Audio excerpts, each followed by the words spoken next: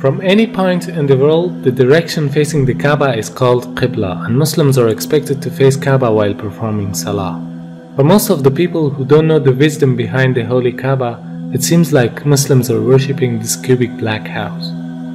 That's why many of them ask the question, why a Muslim should prostrate towards a rocky house like the Hindus who are worshipping idols. Now, what is the difference between Islam and other religions in this regard?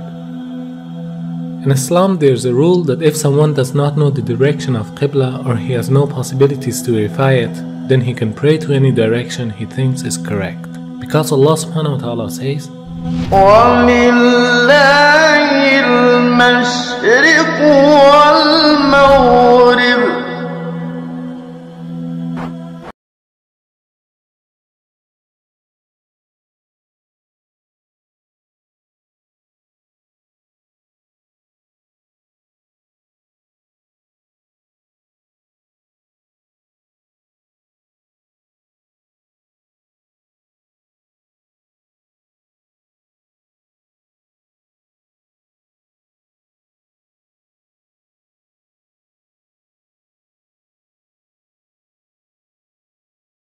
From this verse we can understand that the meaning of prostrating towards Kaaba is only to be united. Otherwise, everywhere is belonging to Allah subhanahu wa ta'ala.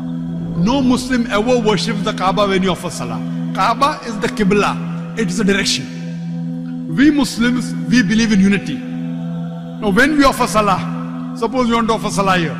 Some will say, let's face north, some will say south, some will say east, some will say west. For unity, Allah says in the Quran, Surah Baqarah, that wherever you are, face towards the Kaaba. So Kaaba is the Qibla, it is the direction. So we are facing in that direction, but no one worships the Kaaba. Furthermore, if yet you have doubts, if you read the hadith that's mentioned in Sahih Bukhari, volume number 2, in the book of Hajj, chapter 56, hadith number 675, Hazrat Umar, may Allah be pleased with him, near the second Caliph of Islam, second Khalifa, he said that this black stone pointing at Hajar Aswad, black stone, it can neither benefit me, it can neither harm me. Just because my Prophet kissed it, I am kissing it. This statement that this black stone can neither harm anyone nor benefit anyone is sufficient to prove that the Muslims don't worship the Kaaba. Furthermore, at the time of the Prophet, there were Sahabas, there were companions of the Prophet who stood on the Kaaba and gave the azan. No idol worshipper will ever stand on the Kaaba and give the azan, proving that no Muslim ever worships the Kaaba. It's only the Qibla, it's a direction. Not only Salah towards the Kaaba, rather the circumambulation is also a sign of unity. If you look to the creation, from the tiny world of quantum to the huge celestial bodies in the universe, from the very atom to the biggest stars and planets, they are all rotating and circumambulating around a certain axis in a counterclockwise direction. And this is exactly what the Muslims are doing around the Kaaba. So in Islam, it's an act of worship. It means in nature everything is worshipping the Almighty Creator, but not the body which is in the center of the circumambulation. This represents the unity in the whole creation. Beside the logical fact, there's a scientific reasoning about the Kaaba. When a person puts his head on the ground towards the Kaaba, the harmful charges would be released out of his body in a perfect manner, and it causes the body to balance its energy system. To know how it works, first you should know about the concept of the golden ratio. The golden ratio is a proportion of a longer distance to a shorter one, which is equal to phi constant, 1.618. This ratio is also called a divine proportion because the Almighty Creator has used the very same proportion in a great number of events.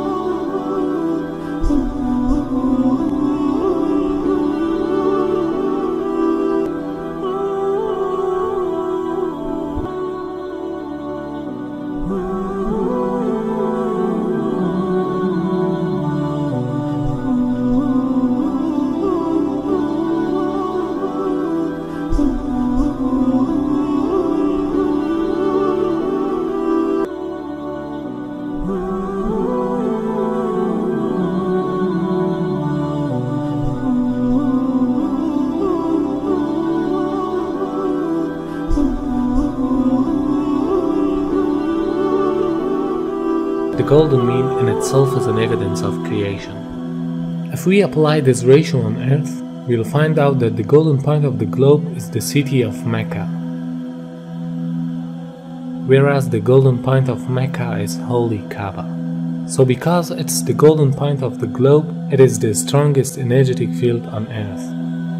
فالمركزية جاءت واخد بالك في الاتجاه العلمي، بمعنى ايه؟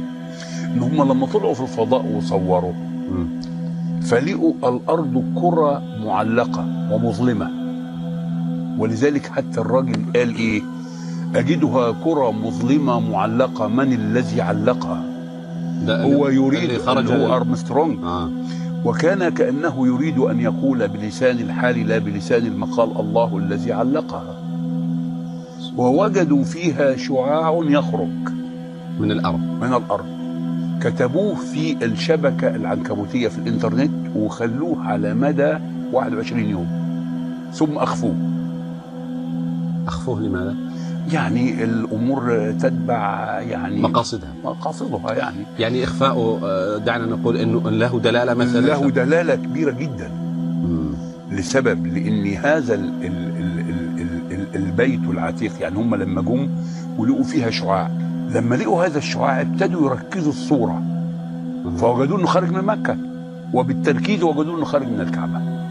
For understanding how the golden mean provides an energetic field, you can take the example of the galaxies or planets, which emits the energy from the center point to the outer edges, just like a nuclear which balances the energy system with the electrons which are rotating around it.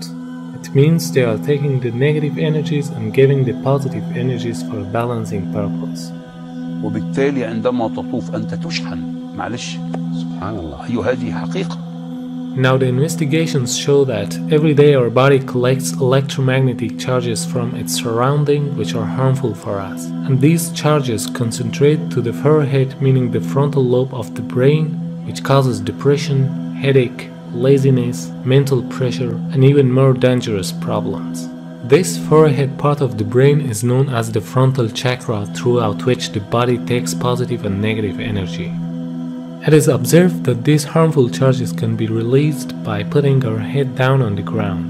But for a better result, we should put the frontal chakra of our body in a direction towards the strongest energetic field of the earth, meaning the Kaaba. Dr. Andrew Newsberg studied the brainwave activity during the prayer. He found some direct impact on several brain locations. The benefits of prayer are incredible. Regular daily prayer helps the frontal lobe from shrinking with age, which is the part of the brain that regulates our speaking, reading, and memory. Therefore, this helps to prevent memory loss in old ages. A perfect form of meditation which brings us to a state of tranquility. وهناك بحث أن صخور مكة البازلتية السوداء هي أقدم الصخور الموجودة في العالم. هذا كلام حقيقي. أقدم الصخور. أيوة. وهذا أثبت علميا. أثبت علميا وبحث منشور، وليس أخذوا يعني صخور بازلتية من مكة وشافوا المناطق اللي بتتكون هنا. الأمر إنه المتحف البريطاني فيه 3 شرايح من الحجر الأسود، وقالوا هذا الحجر ليس من صخور المجموعة الشمسية.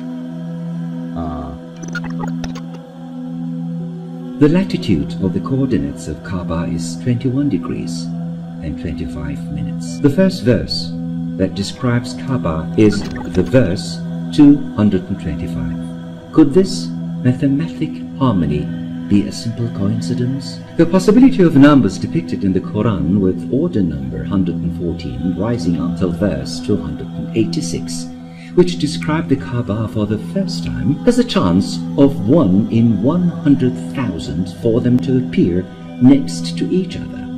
Surah 2, verse 125. The part of the coordinates after the comma can be described in the form of minutes, as well as in ratios of percentages.